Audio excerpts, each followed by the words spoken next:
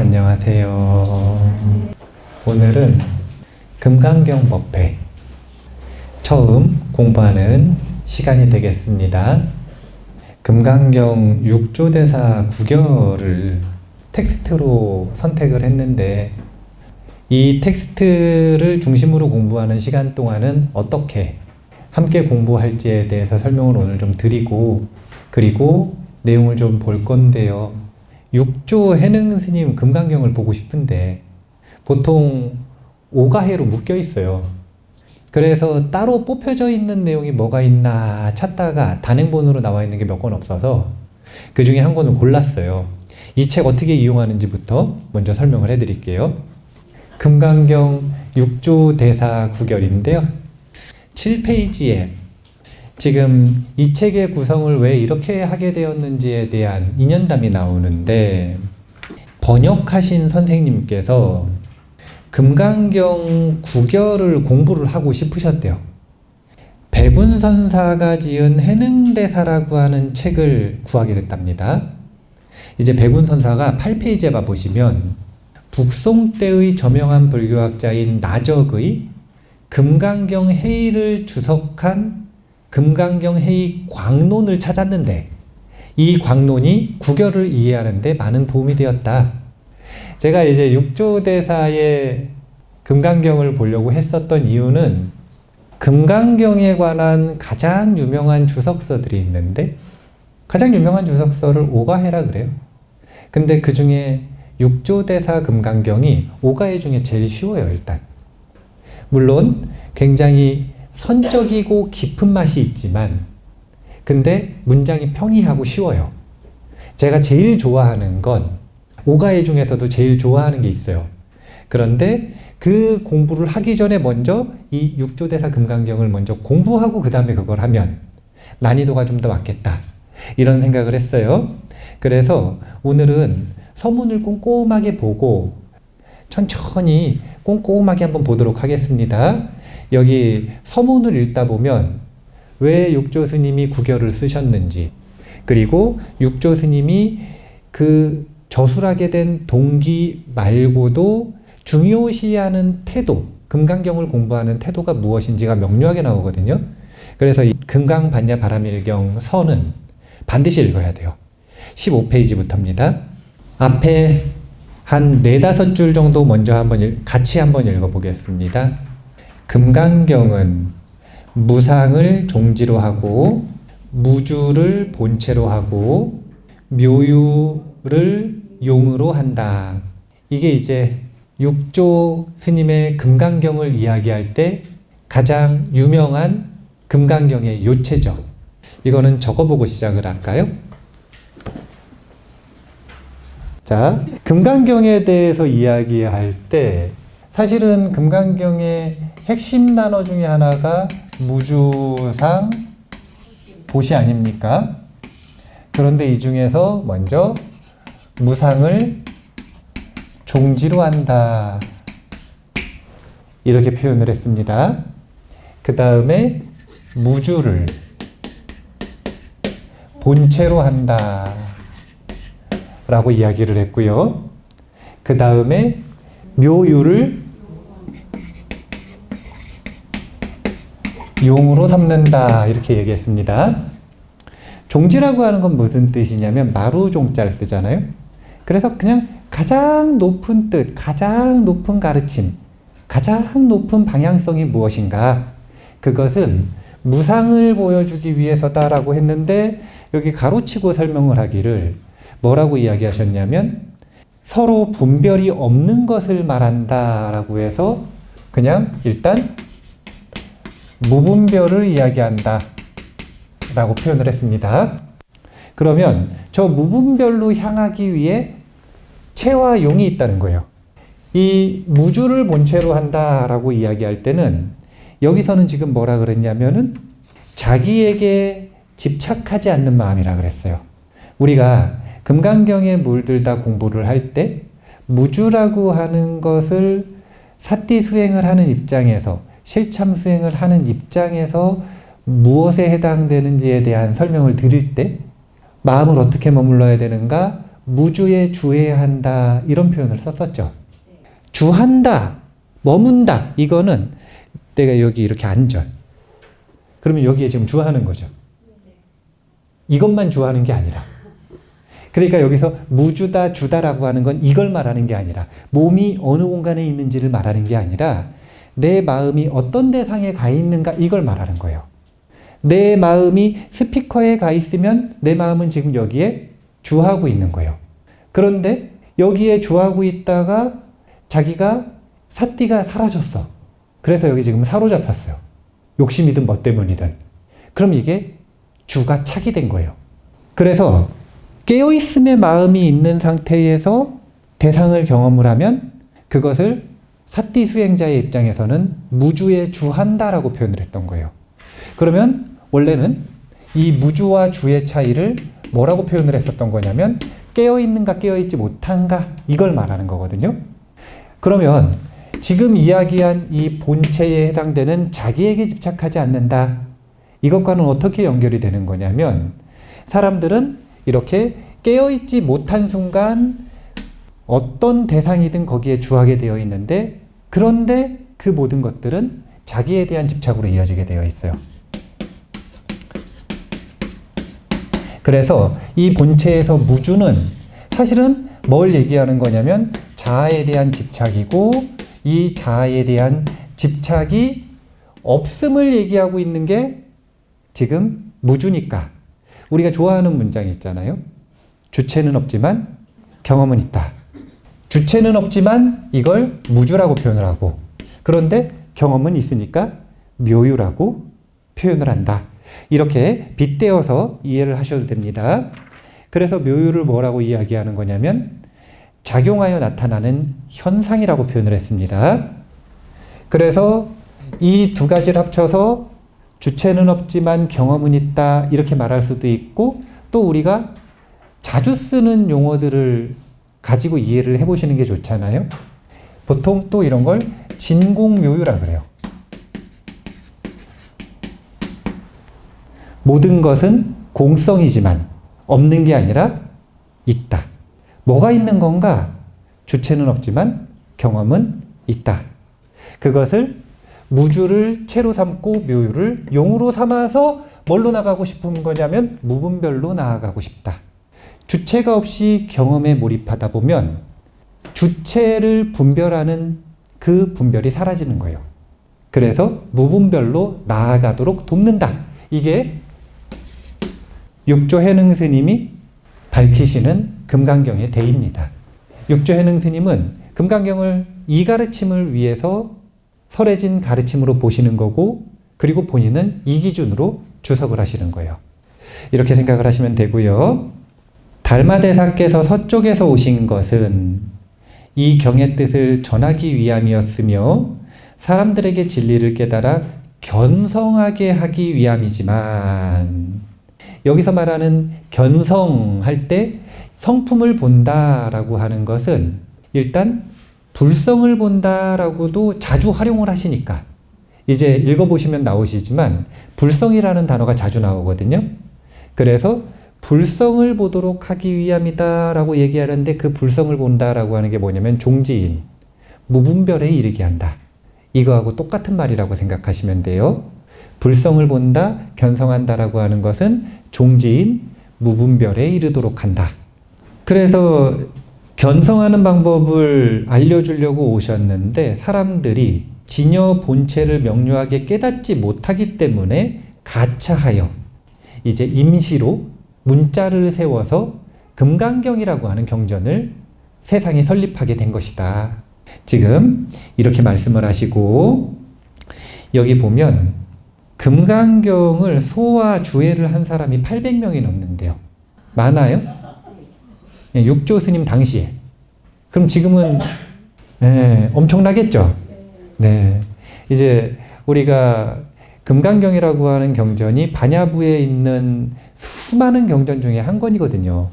그런데 그 중에서 가장 사랑을 많이 받고 가장 널리 알려진 경전이에요. 수많은 경전들, 이 반야부 경전들 중에서 그 모든 가르침의 핵심을 담고 있다라고 해서 이 금강경이 이렇게 사랑을 많이 받는데 육조스님이 보시기에 설명한 도리는 각기 보는 결례가 다른 것이며 견해가 같지 않아도 법에는 둘이 있을 수가 없다라고 이야기하셨는데 이렇게 수없이 주석을 한 건 견해가 다르기 때문이라는 거예요. 그런데 견해가 다르더라도 법은 하나라는 거죠. 그래서 그 법을 명료하게 드러내주고 싶으셔서 구결을 지으셨다는 건데 1번 지은 목적이 두 번째 문단의 마지막에 나와요. 첫 번째는 성의, 불법 진리를 해석하여 배우는 사람들의 의심을 끊어 없애고자 하는 것이다.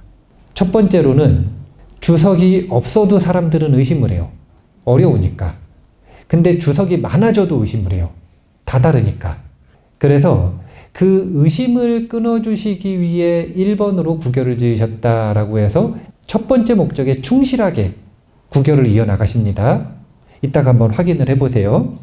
그 다음에 두 번째는 먼저 뒤로 쭉 넘어가서 17페이지에 보면 17페이지 첫 번째 문단 마지막에 이제 세상 사람이 자신을 벗어나 부처를 찾고 밖을 향하여 경을 구하면서 내심을 일으키지 않고 내경을 지니지 않으므로 이 경에 구결을 지은 것이다. 이거는 한마디로 표현을 하면 부처님의 진리와 가르침을 바깥에서 찾으려고 하는 풍토가 너무 심하다. 내심이라고 하는 것은 스스로 깨닫고자 하는 마음이고 내경이라고 하는 것은 내 안에 있는 경전인데 이게 이제 진여불성이에요. 이것을 볼 생각을 하지 않고 바깥에서 찾으려고 하는 풍토가 너무 심하다. 그렇기 때문에 두 번째 목적으로 구결을 짓게 되었다. 세 번째는 두 번째 문단의 역시 마지막에 있는데요. 바라는 것은 배우는 사람이 모두 광석 가운데에 금성, 금의 성질을 말하는데 불성을 말합니다. 불성을 말함을 보고 지혜화, 지혜의 불꽃으로 용렬하면 광석은 없어지고 금만 남게 된다. 그래서 이제 이 불성을 보고 불성을 찾아서 금으로 만들기를 정리하면 첫 번째는 금강경 너무 중요한데요. 주석이 너무 다양해요. 그래서 사람들이 주석이 없어도 의심을 하고 많아서 있어도 의심을 하고 그러니까 의심을 끊기 위해 구결을 지으셨다. 두 번째는 사람들이 수행을 함에 있어서 자꾸 바깥에서 가르침을 찾으려고 하는 경향이 너무 강해요. 그래서 내심과 내경으로 돌아오기를 바란다라고 이야기하셨는데 그걸 그대로 쓰면 그냥 내심 내경이지만 이런 걸 뭐라 그러냐면은 회광반조라고 합니다. 수행의 방향성을 안으로 돌리게 하기 위해서 이 구결을 지으셨다. 그리고 세 번째는 의심을 끊고 안을 봐서 뭘 하자는 거예요? 불성을 보자는 거죠. 그래서 불성을 보는 것, 이걸 이제 견성이라고 하는 거예요. 이 세 가지 목적을 위해 구결을 지으셨다. 이렇게 요약할 수 있는 겁니다. 그런데 이렇게 세 가지 목적을 위해서 지으시고 나서 곧바로 하시는 게 뭐냐면은 금강반야 바라밀경의 제목을 해석하시는 거예요. 그런데 제목을 해석하실 때도 제목을 단순히 해석을 하시는 게 아니라 여기 보면 17페이지 아랫문단에 보면 우리 석가모니 큰 스승께서는 금강경을 설하실 때에 사위국에 계시면서 수보리의 질문에 따라 대비한 마음으로 설법하셨으며 수보리는 법을 듣고 깨달음을 증득했고 부처님께 법에 따른 명을 요청하여 후세 사람들에게 수지하게 하였다. 그러므로 경에 말하기를 부처님께서 수보리에게 이르기를 이 경은 금강반야 바람밀이라고 하며 이 이름으로 너는 반드시 받들고 지녀라고 하셨다. 이제 중간에 전반부 설법이 다 끝나고 나서 처음에 이 경을 말씀하실 때 이 경은 금강반야 바라밀이다 이렇게 말씀하시고 시작하는 게 아니거든요. 그냥 사시다가 수보리존자가 질문하시니까 그에 대해서 질문에 대해서 답변을 하셨어요. 근데 수보리존자가 이 가르침 너무 귀한 거라 처음 듣는 가르침이에요. 그래서 수보리존자가 부처님께 경의 제목을 질문을 하는데 부처님은 두 가지를 요구하시는 거예요. 여기 보면 금강반야 바라밀이라고 제목을 알려주셨죠. 첫 번째는 제목을 이렇게 하고 두 번째는 이 이름으로 너는 반드시 받들고 지녀라 이렇게 해석하셨지만 너는 반드시 이 이름으로 받들고 지녀라 이렇게 순서를 바꾸면 더 명료합니다. 이게 뭐냐면 그 이름을 받들고 지니라는 게 아니라 경명을 해석하는 데 있어서 첫 번째는 경명을 이야기하시는 것뿐만이 아니라 두 번째 이 경을 대하는 태도를 이야기하고 있어요. 그래서 이 두 쌍으로 금강, 반야, 바라밀, 경을 하나하나 제목을 해석을 해주시는 게 지금 이 앞부분의 서문이라고 보시면 돼요. 한두 개쯤 읽어보겠지만 경명은 우리가 일반적으로 다 알고 있어요. 금강경 수업을 많이 들으셨으니까. 그런데 그거 말고 어떤 태도로 받들어 모셔야 되는가라고 하는 것들을 잘 보셔야 돼요. 제가 이 육조 스님의 구결처럼 하나하나를 이런 구조로 설명을 해드린 적이 없거든요. 나중에 수보리존자가 금강반야 바라밀경이라고 하는 경의 제목을 받으시고 나서 금강반야 바라밀경의 태도로 받아야 한다라고 하는 걸 알려드린 적은 있지만 금강, 반야, 바라밀, 경 이 네 부분을 각각의 태도로 설명해 주시는 부분을 설명해 드린 적은 없으니까 오늘 한번 읽어볼게요. 일단은 18페이지입니다. 금강은 세계에서 제일의 보물이고 그 성질은 맹리하여 모든 사물을 부술 수도 있다. 금강이 비록 견고하다지만 암양의 뿔로 부술 수도 있나니 금강은 불성에 비유하고 암양의 뿔은 번뇌에 비유한다. 자, 금강경은 다이아몬드거든요.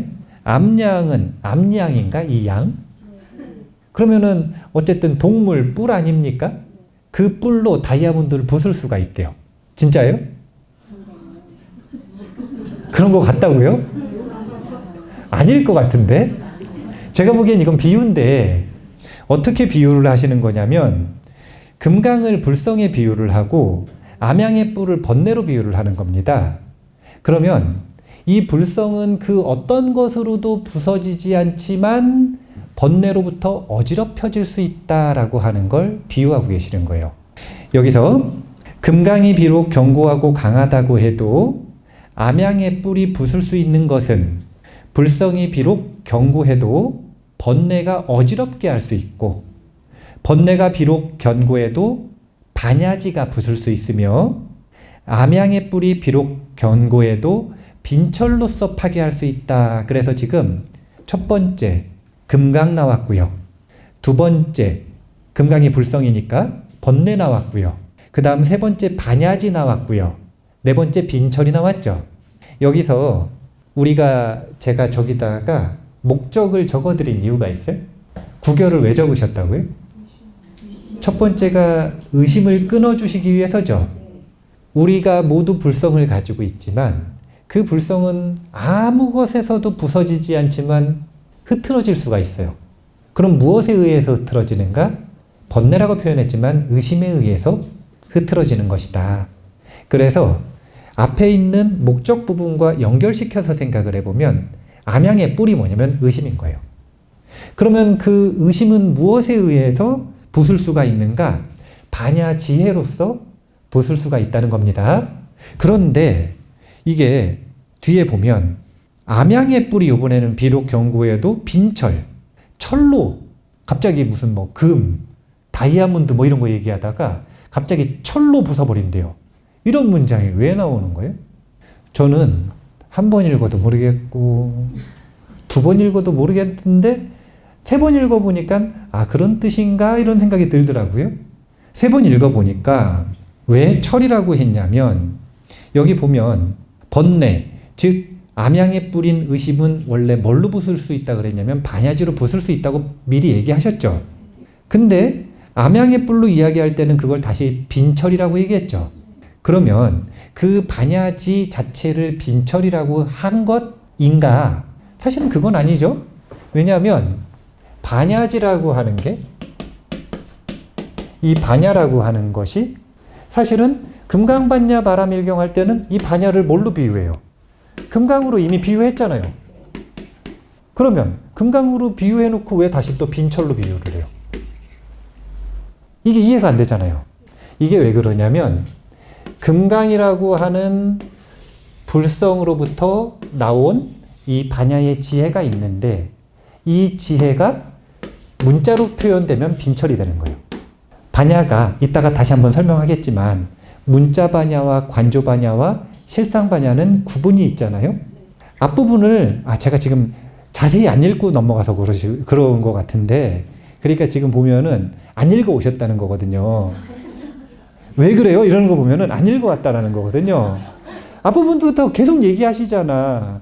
뭐라 그러시냐면 달마대사가 서쪽에서 오신 까닭은 다른 게 아니라 이 종지를 드러내 보이기 위함인데 사람들이 견성성불을 잘 한대요, 못 한대요? 못하니까 어쩔 수 없이 문자로 표현했다. 이 얘기 지금 계속 했잖아요. 그러니까 금강은 말로 표현할 수가 없어요, 원래. 그래서 말로 아무리 잘 표현해봐야 뭐가 되는 거냐면 빈철이라. 하지만 이 빈철은 암양을 깨부수는 효과가 있다는 거예요. 그러니까 이 문자 반야로서 금강으로 나아가기 위한 반야를 일으키고 그것으로서 의심을 끊어버린다는 거예요. 왜 구결을 세웠는가? 그 의심을 끊어내기 위해서 지금 뭘 쓰고 있어요? 구결, 문자, 언어를 쓰고 있잖아요. 빈철을 쓰고 있는 거예요, 지금. 그래서 여기 선문에 보면 이 구결로서 의심이 끊어졌으면 다시는 이 구결을 보지 않아도 된다. 이런 구절이 있어요. 이 빈철은 암양을 부수기 위해서 있었을 뿐이지 이것 자체가 금강 반야의 보물이에요? 아니면 버리고 가도 되는 거예요? 네. 버리고 가야 되는 뗏목 아닙니까? 그래서 빈철이라고 하는 걸 따로 세운 거라. 자, 지금 목적이 지금 뭔가 좀 이렇게 조합이 되면서 약간 이해가 될랑말랑 하고 있어요. 자, 계속 읽어볼게요. 그래서 이 이치를 깨닫는 사람은 마침내 견성할 것인데, 이제 견성을 한다라고 하는 것에 대해서도 해석이 참 많지만 견성에 대해서 이야기할 때 초기 불교에서는 수다원을 견성했다라고 이야기하기도 해요. 조금 더 엄격하게 하시는 분들은 아나함부터를 견성했다 이렇게 해석하기도 해요. 근데 분명한 건 어느 쪽이든 독과에 들어가야 그래야 견성한다라는 거죠. 독과를 직접 체득하기 시작해야 그것을 견성했다라고 표현을 하는 겁니다. 그런데 동북아시아 불교, 특히 불성론에서는 단순해요. 불성을 보면 견성한 거예요. 수다원보다 훨씬 단순한 거예요. 불성을 보면 그것을 견성했다 한다. 그래서 지금 이 구결을 통해서 견성할 수 있도록 본인은 구결을 썼고 그 방향성으로 유도하겠다라고 하는 걸 보여주시고, 열반경에서 이런 건 줄쳐 놓으시면 돼요. 불성을 본 사람은 중생이라고 하지 않고 불성을 보지 않은 사람을 중생이라 하느니라. 그래서 중생과 중생 아님을 불성 보고 보지 않음으로 구분을 하고 계시고요. 태도에 대해서는 이 태도를 그대로 유지하시는데, 열애께서 금강에 비유하여 설하신 것은 세상 사람들의 본성이 견고하지 못하여 입으로는 경을 독송하지만 광명이 일어나지 못하며, 입으로 독송하고 안으로 수행하면 광명이 고르게 되고, 안에서 견고함이 없으면 정예가 없어지고, 입으로 독송하고 마음으로 수행하여 정예가 모두 같아진 것을 구경이라고 한다. 이제 이 문자 반야는 빈철이라.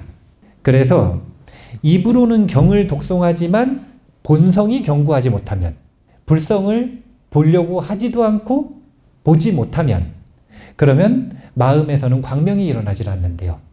그런데 입으로 독송을 하면서 안으로는 수행을 하면, 그 수행이 뭐냐면 견성하기 위한 수행이겠죠. 그 견성하기 위한 수행을 하면 마음에서는 광명이 고르게 되고, 또 입으로 독송하고 마음을 수행하여 정과 해가 모두 같아지면 그것을 구경에 이르렀다라고 이야기한다. 여기서 구경에 이르렀다는 건 뭐겠어요? 저기 종지에 이르렀다는 거겠죠. 무분별에 이르렀다라는 것이겠죠. 그러니까 이게 태도예요. 경을 제목을 해석하는 것부터 시작해서 경의 내용 하나하나를 해석해 나감에 있어서 그 경의 내용을 해석하는 것에서 끝나는 것이 아니라 그것을 통해서 마음이 견성을 위해 마음을 애쓰면, 그러면 마음이 밝아지게 되어 있다는 거예요. 정과 해가 균등해지고 같아지게 되어 있다는 거예요. 그러니까 경명을 해석함에 있어서 어떤 태도로 우리가 공부를 해야 하는가라고 하는 걸 함께 보여주시는데, 그것은 입으로 경을 읽는 것이 아니라 마음을 안으로 돌려서 회광반조해서, 그래서 견성하기 위해 이 구결과 금강경을 활용한다면, 그러면 마음은 밝아지고 구경에 이르게 될 것이다. 이렇게 태도를 보여주고 계십니다. 이 비유는 좀 봐야 되죠. 이 비유를 보기 전에 밑으로 내려가 볼게요. 18페이지의 맨 밑에 금사. 자, 이 부분 같이 읽어볼까요? 금사를 만나면 산을 속히 뚫고 파괴하여 광석을 취하여 삼고 정련하여 반드시 금을 얻어 뜻대로 사용하여 가난한 고통을 면하게 된다. 우리가 이제 육조 해능대사가 금강경이 세상 사람들한테 인기가 그래 많다 이거요. 불교 경전 중에 세상에 제일 많이 알려진 경전은 딱 두 가지. 법구경, 그 다음 금강경이에요. 학자들한테는 수타니파타가 더 유명해요. 수타니파타가. 그런데 세간에 널리 읽힌 것은 법구경하고 금강경인데 왜 금강경이 그렇게 사랑을 받느냐 이거요? 왜 그럴까요? 제가 보기에는 짧아서 그런 게 좀 큰 것 같아요. 짧은데 아주 중요한 핵심을 담고 있으니까. 그런데 짧기 때문에 사람들이 사랑하기도 했고 핵심을 담고 있으니까 주석을 많이 했어요. 그래서 널리 읽히지만 수많은 사람들이 경의 뜻을 모른 채 그냥 경전을 읽거나, 아니면 경의 뜻을 나름대로 아는데 자신의 의견과 주석가의 의견도 다르고 주석가의 모든 의견도 달라서 계속 그냥 의심에 가득 찬 채 경전을 읽는다는 거예요. 이게 지금 벌써 1단계예요. 1단계만 놓고 봐도 금강경이 종지, 견성을 해서 무분별로 나아가도록 하기 위함인데 지금 절로 가고 있어요? 못 가고 있어요? 그래서 일단 의심을 없애주는 법문을 하시겠다 그래서 이따가 법회의문 제1을 두 번째 시간에 바로 볼 거거든요. 한번 봐보시면 자꾸 해설을 한 글자 한 글자 하세요. 왜 도대체 한 글자 한 글자, 여는 무슨 뜻이고 시는 무슨 뜻이고 아는 무슨 뜻이고 무는 무슨 뜻이고, 이걸 왜 한 글자 한 글자 밝히는 거죠? 의심을 없애려고. 일단 문자에 대한 의심 자체를 없애야 될 거 아니에요. 그래서 한 글자 한 글자 해석을 하십니다.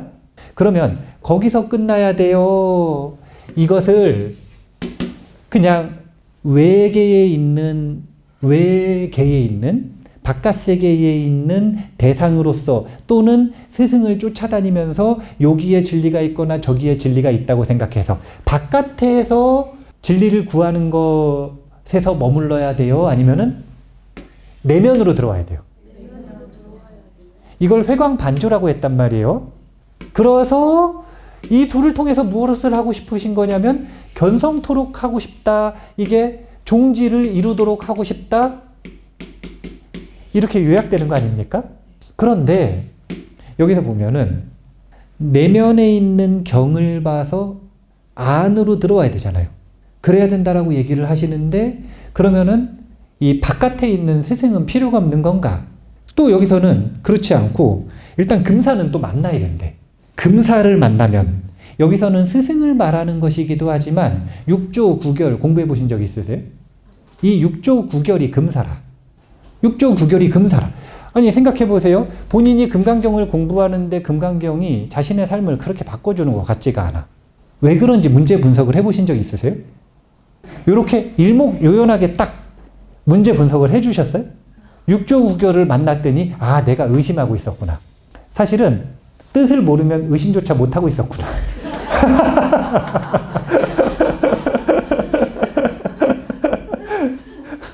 근데 뜻을 배워도 결국은 또 의심을 해요. 아, 내가 의심하고 있었구나. 그리고 이것이 외계에 있는 대상으로서 바깥에서만 구하려고 했구나. 안으로 들어오질 못했구나. 안으로 들어와서 뭘 해야 되는지를 모르니까 견성을 못했구나. 지금 본인이 뭘 해야 되는지를 정확하게 알려주시잖아요. 이런 걸 보고 금사라 그러는 거예요. 그리고 구결은 전체가 다 이 기준을 가지고 주석을 했다. 이렇게 보시면 돼요. 그래서 금사를 만나면 산을 속히 뚫어야 돼. 이 산이 이제 뒤에 비유로 나오는데 속히 뚫고 파괴하여 광석을 취하고 금을 얻어내야 된다라고 얘기하셨는데 그 비유가 첫 번째는 몸을 세 개에 비유하겠답니다. 자, 몸이죠. 네. 머리만 커요 일단. 자, 몸입니다. 몸을 세 개에 비유를 하면 이 세 개에 인아산이 있답니다. 인아산. 이게 금강경에서 아인중수상 사상을 비유를 한 거예요. 요 세 개의 산이 있네요. 인아산 사상입니다. 그런데 그 산에는 불순물만 있는 게 아니라 광석들이 있어요. 여기 이렇게 광석들이 있어. 광석. 그런데 이 광석은 번뇌라고 생각을 하지만 그 광석 속에 금이 들어있는 거예요. 이거는 불성이에요. 이 금을 되찾기 위해 광석을 열심히 채굴하는 걸 여기선 공장이라고 표현을 했는데 이 공장이 뭐냐면 지혜예요. 이 지혜의 공장을 가지고 이제 공장이 생겼으니까 광석을 용맹정진하게 열심히 뚫는 거예요. 이걸 이제 정진이라고 표현하는 거예요. 지금 이 비유에서 첫 번째 우리가 눈여겨봐야 되는 것은 자, 부처님은 우리에게 믿음의 대상이라고 하는 걸 몇 가지를 얘기하셨어요. 세 가지? 불법승? 네, 근데 그게 네 가지로 이야기할 때 불법승 개가 되는 겁니다. 개라고 하는 것은 계율을 얘기하는 것이기도 하고 시계 생천의 가르침을 얘기하는 것이기도 하고 다른 것이 아니라 그 가르침을 내가 실천할 수 있다는 걸 얘기하는 것이기도 해요. 그래서 이것이 전승되면 대승기신론에서는 불, 법, 승과 자성불을 믿음의 대상으로 삼습니다. 그러면 자성불을 믿음의 대상으로 삼는다는 건 우리 모두의 내면에 몸과 마음에 우리의 경험에 불성이 있다는 거예요, 없다는 거예요? 있다는 거죠. 근데 지금 그걸 의심하고 있잖아요. 그래서 일단 우리의 몸에 불성이 있다라고 표현한 거예요. 여기서 말하는 몸은 몸이 아니라 나라고 생각하는 몸과 마음이겠죠. 우리의 온 산에 불성이 있다. 그런데 거기에 산처럼 쌓여 있는 게 뭐가 있어요? 번뇌가 있죠. 그러면은 번뇌 말고 다른 곳에 불성이 있는 게 아니라 번뇌 안에 불성이 지금 포함되어 있어요. 이 번뇌라고 하는 광석에 금이 들어가 있는데 그 금을 의심하지 않고 있다라고 하는 걸 알았다면 이제 외부가 아니라 내면으로 돌아와서 그것을 열심히 채굴하는 과정이 필요해요. 그게 뭐냐면 지혜로서 정진한다라는 뜻이에요. 그러니까 경명을 어떤 태도로 해야 되는지에 대해서 조금 더 자세하게 표현을 했어요. 처음에는 경명을 금강에 대해서 설명을 쭉 해주신 다음에 태도를 뭐라 그러셨냐면 입으로만 독송하라 그러셨어요? 아니면 견성을 해야 된다 그러셨어요? 간단하게 이렇게 표현을 하셨죠. 근데 그 견성하는 과정을 자신에게 불성이 없다고 의심하니까 일단 관찰 대상이 어디로 와야 되냐면 몸으로 와야 되고 그 다음에 자신의 내면을 바라봐야 되고, 그리고 이 견성을 위해서 금을 채굴하듯이, 번뇌 속에서 금을 채굴하듯이 지혜를 가지고 용맹정진하는 과정을 통해서 그 번뇌 속에서 불성을 찾아내야 된다 라고 하는 이 내용을 비유로서 설명을 해주셨다 라고 보시면 돼요. 무엇을 반야라고 하는가? 반야는 범어로서 지혜라고 하는데, 해석을 한 구 한 구 해석할 때 지는 어리석은 마음이 일어나지 않는 것이며 해는 방편이 있는 것이다. 그래서 지와 해가 각각 가리키는 방향성이 다르다는 건데요. 지는 어리석은 마음이 일어나지 않도록 하는 마음작용이래요. 어리석은 마음이 일어나지 않으면 우리는 있는 그대로에 가까워져요. 그리고 해는 있는 그대로에 가까워지면 방편이 생기는데, 방편의 특징은 뭐냐면 적절함이에요. 그래서 이 지와 해의 관계를 지는 해의 본체이며 해는 지의 용이다, 이렇게 표현을 하고 있습니다. 이 두 가지는 상호 간의 연결성을 가지고 보완하는 관계에 있다. 그래서 그 관계를 조금 더 자세하게 표현을 하셨고요. 바라밀이란 무엇인가?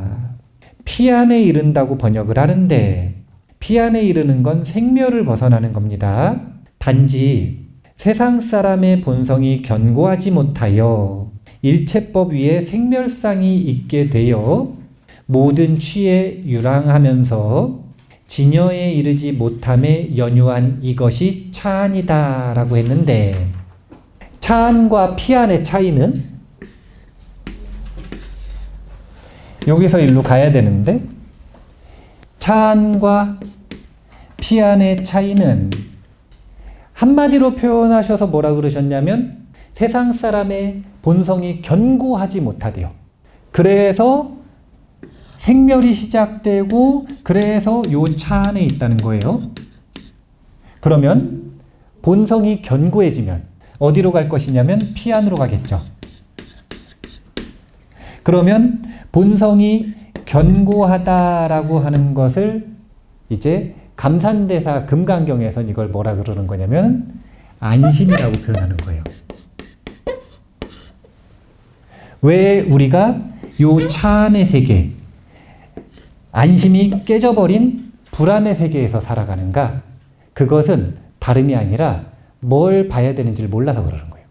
제가 수행을 딱 하다가 보면 호흡을 세든 아랫배를 보든 수행을 하다 보면은 마음이 고요해져요, 안 고요해져요?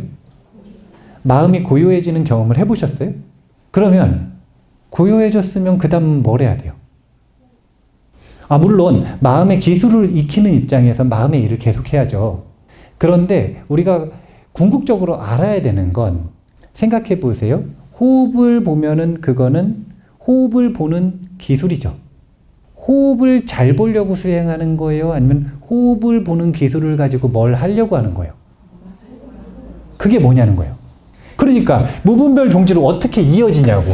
호흡을 보는 기술이 무분별 종지로 어떻게 이어지냐고. 그러니까 지금 뭐냐면 의심을 하지 않고 회광반조를 한 다음에도 견성이라고 하는 게 무엇인지에 대해서 방향성을 잘 모르면 다시 또 의심부터 다시 시작을 하는 거예요. 뭘 해야 되는지 잘 모르겠으니까. 끊임없이 그 의심이 반복되는 걸 막을 수가 없는 거예요. 제가 자꾸 고요해지는 마음자리가 중요하다. 그 다음에 밝아지는 마음자리가 중요하다. 그 다음에 리미따가 생기는 게 중요하다. 이런 얘기들을 하잖아요. 그러면 그게 뭐가 중요하냐 이거예요. 그게 바로 안심, 마음이 견고해지는 거예요. 무슨 얘기냐면 그렇게 고요해진 마음을 보고 있는 것, 이게 불성에 머무르는 것이에요. 불성에 머무르는 가장 쉬운 방법이 마음이 고요해지면 그 마음에 머무르는 거예요. 그래서 마음이 고요해졌으면 그 다음에 뭘 하려고 하지 말고 그 고요한 마음을 보라고 한단 말이에요. 근데 그게 왜 그러냐? 6조 9결의 언어를 빌면 그게 그 마음을 보고 있는 게 바로 불성을 보는 것이고, 그 불성을 보는 힘이 강해지면 마음이 견고해지는 거예요. 그리고 안심의 힘은 커지는 거예요. 자, 봐보세요. 안심이 깨져요. 마음이 불안해졌어요. 그러면 이 마음에서 생각들이 왔다 갔다 해요? 아니면은 견고해요? 왔다 갔다 하죠. 이걸 뭐라 그래요? 생멸이라 그러는 거예요. 우리가 왜 윤회를 할까요?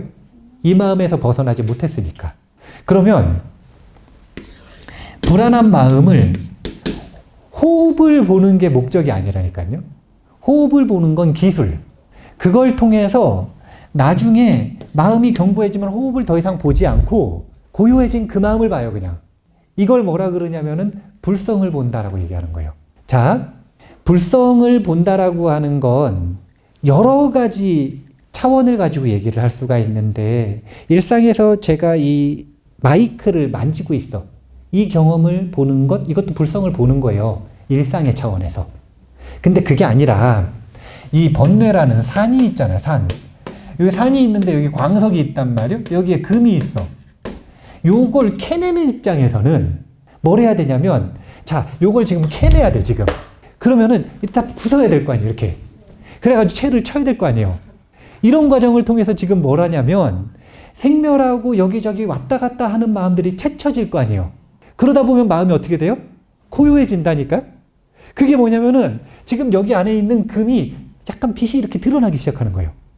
그러면 그걸 발견했으면 그걸 계속 봐야지. 뭘 하려고 하지 말고, 마음의 기술을, 예를 들어서 칸리 명상을 할 때는 그거 보라 그래요? 아니면은 계속 마음의 기술만 하라 그래요? 그게 왜 그러냐면, 그거 계속 보고 있는다 그래가지고 채가 쳐져요? 아니면 채는 계속 쳐야 돼요? 채를 쳐야 채굴이 될 거 아니에요.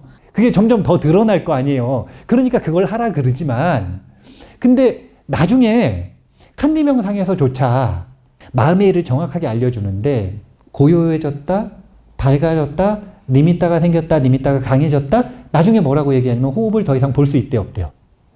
호흡을 볼 수 없는 순간이 온다 그러잖아요. 그러면 뭐만 하는 거냐면 이 불성만 보고 있는 거예요. 이게 대승불교의 특징이라. 대승불교에서는 그래서 뭘 해야 되는지, 자, 이걸 익혀요. 호흡을 통해서 기술을 익혀. 그런데 그래서 뭘 해야 되는지 그 너머를 곧바로 알려주고 시작하는 게 대승불교의 특징인 거예요. 이게 대승불교의 특징이에요. 이게 지금 구결의 특징이에요. 우리가 의심을 없애고 문자반야의 뜻을 명료하게 해서 의심을 없애요.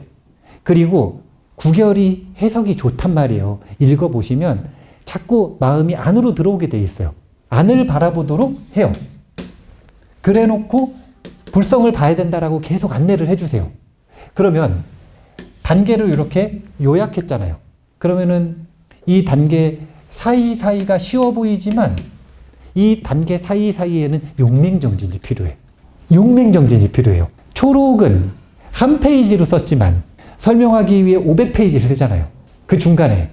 그 500페이지도 요약해서 쓴 거 아닙니까? 그걸 가지고 실제 실천할 때는 500페이지가 아니라 5000페이지, 5만 페이지가 필요할 수도 있죠. 그런데 그 과정은 다른 게 아니라 요 차 안에서 피 안으로 넘어가는데 그 불성을 보고 견성한다라고 하는 결국 내용은 뭐였냐면은 마음이 견고해진다. 그리고 감산대사의 언어로 이야기할 때는 안심에 이른다. 오늘 첫 번째 시간에 중요한 내용 하나만 정리하고 두 번째 시간으로 넘어가 볼 건데, 첫 번째 시간 중에서는 딱 하나만 기억을 하신다면, 일단 첫 번째 구결이 왜 지어졌는지 본인이 밝히신 그건 우리가 기억을 할 필요가 있어요. 의심을 제거해 주기 위해 지으셨다. 두 번째는 내면으로 향하게 하기 위해 지으셨다. 그리고 세 번째, 이게 중요한 거예요. 견성하게 하기 위해서 지으셨다. 그러니까 벌써 선수행하는 수행자들이 좋아하겠어요? 안 좋아하겠어요? 좋아하시겠죠? 예. 그러니까 금강경 중에서도 이 육조 스님의 금강경이 가장 짧고 담백하면서 여백도 많고, 대신 문자로 장대하게 설명을 하는 것이 아니라 항상 관조반야로 이끄는 힘이 있어요. 우리한테 어울리는지 안 어울리는지는 지금은 아직 모르겠고 해봐야지 알 것 같아요. 그러면 우리가 관조반야를 수행하는데 진심인지 아닌지 이 부분을 알 수 있을 거라고 생각을 합니다. 다음 시간에는 법회인유분 제1 공부하도록 하겠습니다. 감사합니다.